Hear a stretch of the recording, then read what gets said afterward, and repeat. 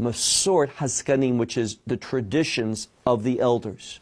And in Matthew 15, for example, we find, and Messiah is very clear about this, the traditions of the elders causes one to turn away from the commandments of God. And that's exactly what the Pharisees were doing. They were turning the people away from God's truth in order to bring them under bondage to their leadership. And that's not God's will. And because Messiah's purposes, His plans were against that, He wanted people to be brought under this easy and light yoke and burden of God that is placed upon us and leads us what? Beside the still waters, leads us in the pathway of righteousness, leads us joyfully in a praiseworthy life. That's what the Pharisees were not about. And because of that, there was going to be conflict between them and Yeshua. Well, He wasn't running away from that reality, but it simply wasn't the time. Secondly, the Scripture says that the light of Messiah, that is His revelation, is going to begin not in Judea, but when we look, for example, to the prophecy of Isaiah, the revelation of Messiah must begin in Galilee. So this is why when the Pharisees, they became aware of the fact that Yeshua was baptizing more than John, but as the Scripture says, it wasn't Yeshua Himself, but His disciples who was doing that. What did it say?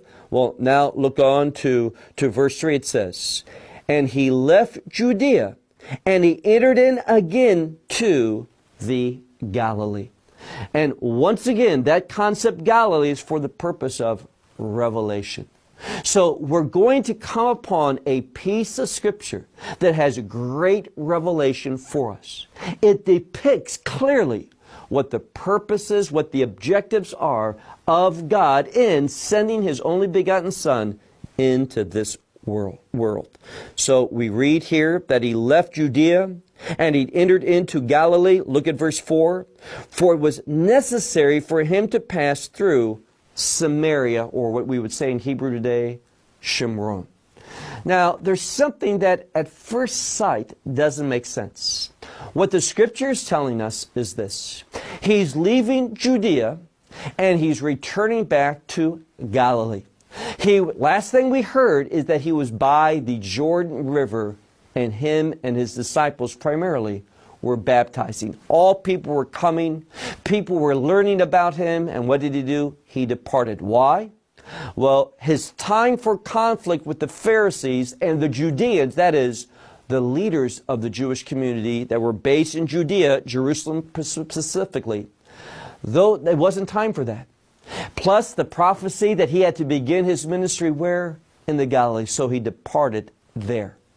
And then we have this Scripture that says it is necessary. Remember, we talked about that word, the Hebrew word "day" in Greek. It means that which is absolutely necessary. It must take place if the will of God is going to be fulfilled. And the problem is this. Where is He? Well, we've talked about He's in Judea. And the normal thing, the simplest thing, the thing that everyone would do, is simply start heading north through the Jordan River Valley up to the Galilee. It is a straight shot. So it's odd. It doesn't make sense. We would say it's problematic that the Scripture says it's necessary for Him to pass through Samaria. Why? It's out of His way. Not only is it out of His way, but here's the problem. That the Samaria, the land of Samaria, Shimron, is up and down, up and down, up and down. So if someone was simply trying to get from the area around Jericho back to his place called Capernaum, Kfar Nahum, you would just take, and there's a highway today, Highway 90, that is straight and is pretty flat and goes directly between those two places.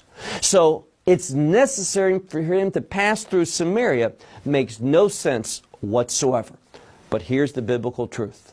Whenever there's something in the Scripture that to us, to human logic and human wisdom doesn't make sense, that's exactly where godly revelation lies. So look again at this text. It says, "For it was necessary for him to pass through Samaria." Well, read on. We read, "And he comes to the city of Samaria, which is called Sychar," verse 5. "For it was near to the region, to the area, to the allotment of land that Jacob gave to his son Joseph." Now, when we're looking at Jacob and Joseph, remember an important truth. In a unique way, Joseph relates to Messiah. Now, we need to be very careful and make sure that we're on the same direction because of this. We know that the promise of a Messiah, the son of Jacob, is going to be through the tribe of Judah. We've talked about how the tribe of Judah is related to the promise, specifically the promise of the kingdom and the king of that kingdom, Messiah. But we also know from a Torah standpoint that when we look at the life of Joseph, there is great revelation for understanding the work of Messiah, being able to identify him. So it's not surprising that we're here at this location, this place Sychar, very close to the allotment of land that Jacob gave his son, specifically Joseph, as what? An inheritance. And understand the connection between inheritance and the kingdom. Ultimately, the name of the kingdom is going to be, in its final state, the New Jerusalem. And that term, Jerusalem, means to inherit the will of God, shalom. So the connection is very clear. So look again.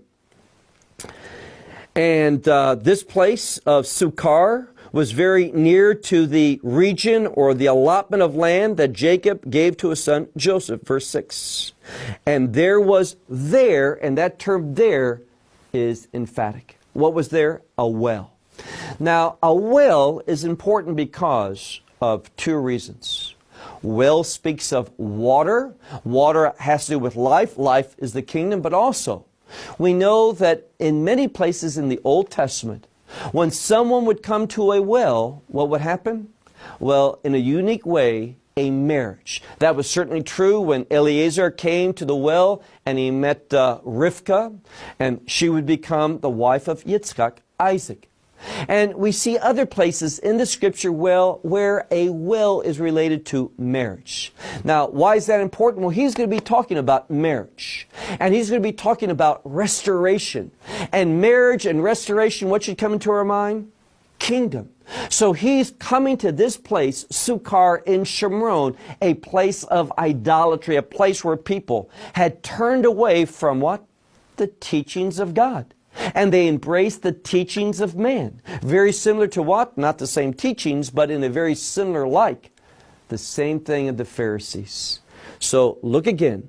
He came there, and it says in the Scripture, and there was a well there, the well of Jacob. Verse 6 it says, therefore Yeshua was tired from his journey, and he sat thusly upon the well. Now, what I want you to see is this. This term, well, is being mentioned over and over and over. And what's there? Naturally, water. So, once again, the emphasis, water, water, life, life, kingdom. He is going to be speaking a message of kingdom. The kingdom reality. That now is the time to prepare for it. And what happens? Well, keep reading. As he was there sitting thusly upon this well, what happens? Well, it says it was approximately the 6th hour when a woman of Samaria came to draw water. Now, this is the vital point. There are so many indications here that we can just anticipate what's going to be the outcome of this passage. Why? Well, there is a well, number one. And this is close to the land that Yaakov gave Yosef. Yosef, typology of Messiah. We see now that it's also at the sixth hour. The number 6 has to do with grace. Grace has to do with the fulfillment of God's will. What God provides so the will of God can be a reality in our life. And then what's the next thing we see? Well, we see there's a woman coming. And whenever a woman takes